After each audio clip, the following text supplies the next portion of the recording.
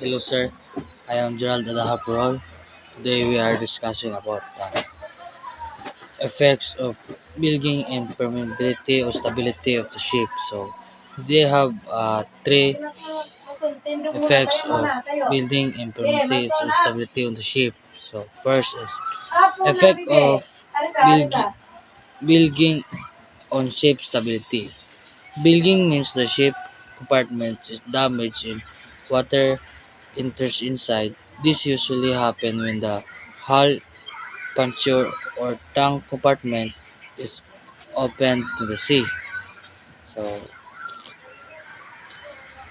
lost buoyancy, flooded compartment no longer help support the ship. Because of this, the ship sink deeper in the water.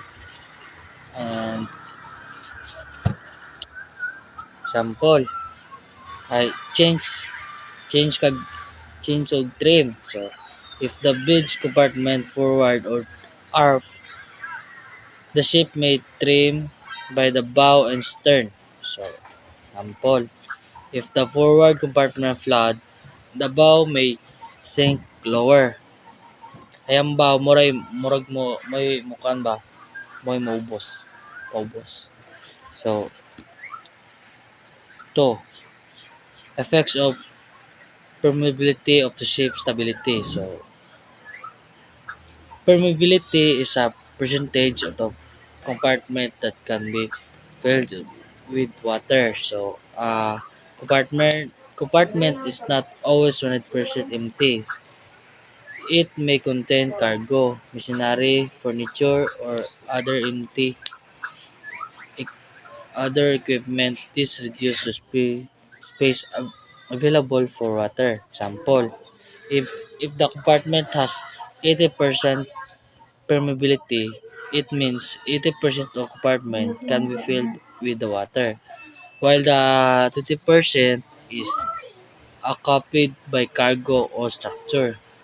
And number three, how permeability affects the flooding high permeability.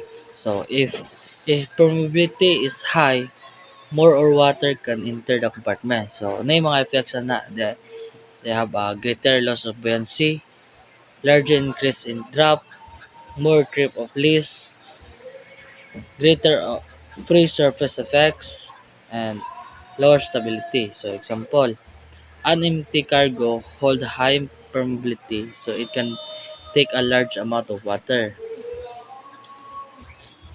And low permeability, it if a permeability is low, less water can enter. Makalis less na ang water makasod. So, na yung mga effects na smaller loss of buoyance and less increase in drop, less trim or less reduction in stability. So, example, a cargo hold full of cargo has lower permeability because there are less space for water.